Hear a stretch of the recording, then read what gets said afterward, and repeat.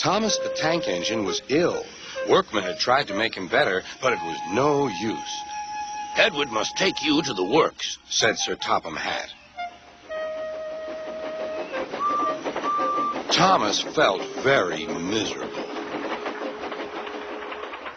Then Sir Topham Hatt spoke to Duck. "I want you to help Percy and Toby while Thomas is away." Duck was delighted.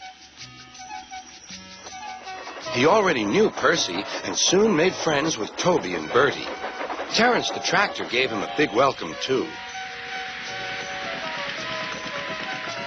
"Take care of Thomas's coaches," he advised. "He's sure to miss them while he's away."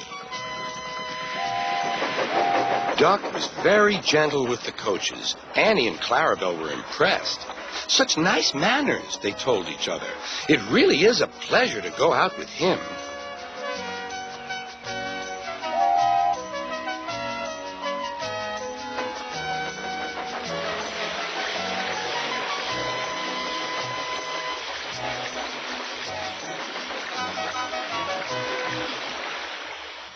When Thomas came back, Annie and Clarabelle told him how well Duck had managed. Thomas was so pleased to be home that he soon forgot to be jealous.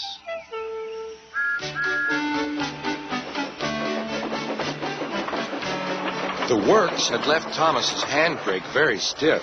It made his brakes seem as if they were on, when in fact they were not.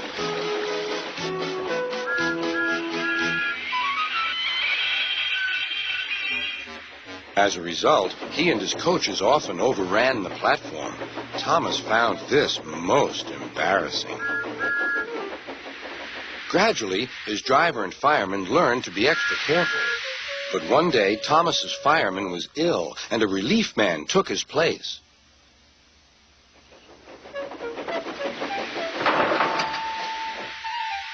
The fireman had fastened the coupling and joined the driver and station master on the platform to wait for Henry's passengers. The fireman had forgotten all about Thomas's handbrake. Thomas simmered happily. Not long now, he thought, as he saw Henry slowly approaching. But Thomas's brakes were not on. And suddenly, he felt his wheels begin to move. He tried to stop, but he couldn't, without his driver and fireman. He tried to whistle a warning, but he couldn't do that either.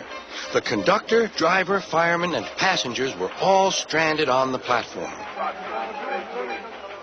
"Stop! Stop!" shrieked Annie and Clarabelle. But Thomas, with plenty of steam, kept on going. The alarm went down the line. "Stop the runaway!" There, ready for action, was Harold the helicopter. The inspector had made a plan, and together they took off into the sky.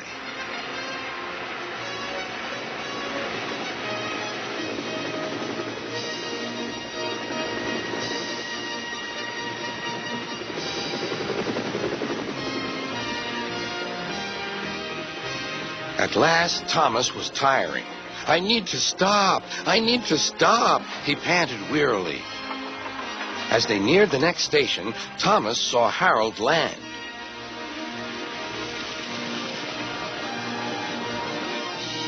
They entered the platform slowly enough for the inspector to act. Judging his moment, the inspector scrambled into the cab and screwed the brakes on.